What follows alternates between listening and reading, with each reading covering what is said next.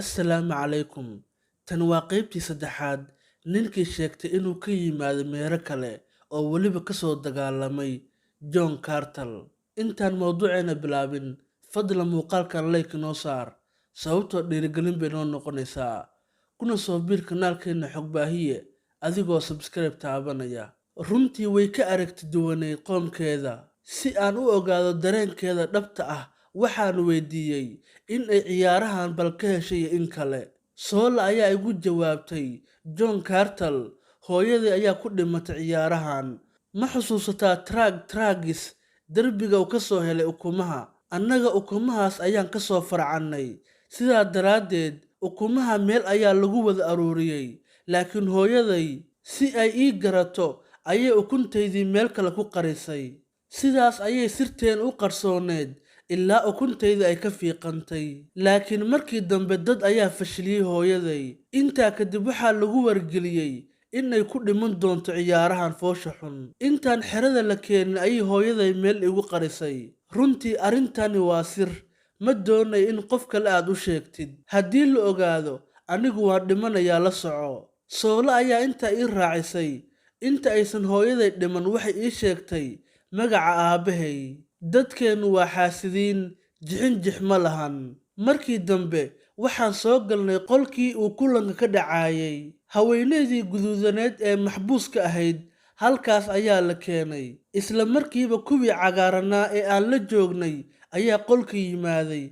Mid ka mid a magaciisa waxaa lagu sheegayay Lucas Bontomel. Isla markiiba waxa uu bilaabay inuu la hadlo gabadhii maxbuusadda ahayd. Isaga ayaa hadalka bilaabay, waxuuna ku yidhaahday magacaa. Haweeneydii ayaa ugu jawaabtay, anigu waxaan ahay boqorad, magacaygana waxaa la dhahaa Dejatoris. Waxaan ahay gabar uu dhalay boqor Morris Jokas, oo boqor u ah qowmiyadda lagu magacaabo Helium. Baaritaan cilmi saynis la xiriira ayaan samaynaynay. Waxaan doonaynay in hawada aan wax ka barano, maxaa yeelay waxaa khatar ku sugan nolosha dadkeenna. Sidaa daraaddeed waxaan raadinaynay meel aan hawo ka heli karno, maadaama meeraha aan ku nool nahnay ay hawadu ka yaraanayso. Sidaa daraaddeed idinkaana soo weeraraye ee maxaad inoo soo weerarteen? Sidii ay u hadlaysay gabadha, mid ka mid a dadkii cagaaranaa ayaa dhankeeda u soo dhaqaaqay, kadibna wejiga ayuu ku dhuftay.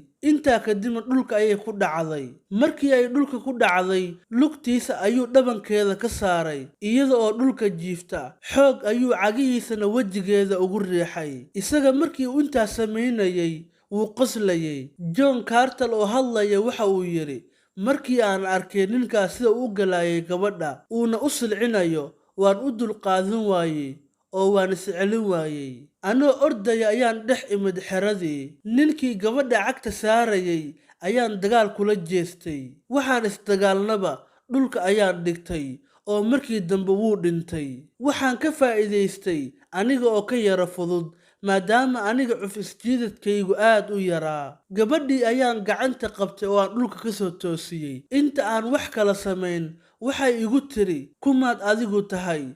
Maxaase naftaada khatarta u gelinaysaa si aad ani ii caawisid? Runtii waxaad u muuqataa in aad leedahay suuradda dadkayga oo kale, laakiin hubkaagu wuxuu u eg yahay hubka dadkan cagaaran. Waxay igu tiri, nin yahow kumaad tahay? Maxaase doonaysay? Intaa markii ay tiri ayay aamustay. Waxaan iyada u sheegay in magacaygu uu yahay John Carter, isla markaana aan ka imid meeraha la wada yaqaano ee dhulka. Sida aan halkan ku soo gaarayna ay tahay sheeko dheer. Waxaan naftayda khatarta u geliyay waxa weeye adiga daraadda, maadaama markii aan dhulka joogay, ragga aan ku aqaanay inay dumarka ixtiraamaan. Waxaan arkayay nin doonaya inuu gabar dilo, waan u adkaysan waayey. Qaabkii uu cagta madaxa kaaga saaray, sidaa daraaddeed baan u damcay inaan kuu badbaadiyo. Ogow, sidaana kaaga hari maayo. Waan ku daafici doonaa ilaa inta aan noolahay. Si kasta ha ahaatee, waxaan u sheegay in aniga naftalkayga maxbuus ahay. Hadalkii oo inoo dhammaan, waxaa meesha timaaday Soola. Waxayna igu tiri, John Carter maxaa kugu dhacay? Meesha miyaad doonaysa inaad ku dhimanno? Inakeen aan meesha ka cararne, intaysan kuwaanna dilin. Saddexdeena ayaa meesha si haleel ah uga soo cararnay. Waxaan tagnay dhismo meel ka baxsan ku yaala. Dhowr beri ayaan meeshaa joognay. Soolo ayaa raashinka inoo diyaarinaysay, halka Woolana waardiyo culus ay naga haysay si aysan inoo soo qaban kuwana baacsanaya. Gabadhan boqoradda ah ee aan soo badbaadinay waxa ay ka cabanaysay maskiintii yareed ee Woolo ee foosha xumayd.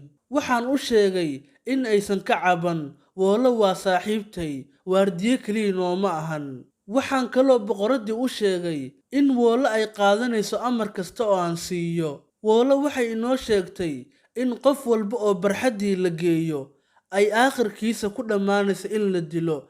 Haddii boqoradda halka sii joogi lahaydna waxay tiri waa la dili lahaa. Sidaa daraaddeed waxaa inoo bannaanayd in aan ku soo badbaadino oo aan soo cararno. Woolo waxay inoo soo raacday waayo iyada maadaama ilaaliye ii ahayd, haddii ay naga hari lahayd waa la dili lahaa. Marka Woolo inayna soo raacdo iyadaa naga codsatay si caawimaad ay inoo siiso iyada nafteeda ay u badbaadsato. Waxaan bilaabnay inaan u diyaar garowno safar dheer. Xayawaan weyn ee laysiiyey ee aan gaadiidka ka dhigan jiray ayaa ila joogtay, iyadii ayaan fuulnay. Woolo waxaan u ballan qaadnay nolol tan ka wanaagsan in ay geli doonto. Waddo aad iyo aad u dheer ayaan ku soo dhacnay oo aan soo marnay. Subaxii xigtay waxaan meel sare ka aragnay kooxna soo dabahaysa oo nacayrsanaysa. John Carter oo hadalkiisa sii wata waxa uu yidhi, xayawaankii aan gaadiid ahaan u fuulanayn way daashay. Waan iska ogaa inaan ku khasbannahay in aan istaagno haddii gaadiidkii aan saarnayn ay daashay. Soola iyo boqoraddii iyo Woolaba waxaan u sheegay inay meesha ka cararaan. Anigana meesha ayaan sii joogayaa si aan cadowga isaga caabino. Woolo ayaa doontay inay ila harto oo ila joogto, laakiin waxaan u sheegay inay saddexdoodaba israacaan. Intaa kadib boqoraddii waxay diiday in keligay meesha layga tago. Waxayna dhahday John Carter, kuwaas markii ay ku qabtaan natiijadaadu waxay noqonaysaa inay ku dilaan, inakayna soo raac. Intaa kadib Soolo ayaa boqoraddii gacanta qabatay, waxayna ku amartay inay meesha ka baxsadaan oo ay ka tagaan. Wayna baxeen. Aniga waxaan isku diyaariyey dagaal. Waxaan la soo baxay qori aan watay. Waxaan bilaabay inaan xabado ka rido. Waxaan awood u yeeshay inaan muddo 1 saac ah iska caabiyo, laakiin markii dambe hubkii aan ku dagaalamayay ayaa iga dhammaatay. Intaa kadib way i hareereeyeen. Mid ka mid ah ciidankii ayaa gaadiidkii uu saarnaa ka soo degay, isaga oo wata bir aad iyo aad u dheer. Markii aan arkay waxaan ogaaday in uu yahay Tragis. Wuu iga istaagay, wuxuuna iila hadlay si adag.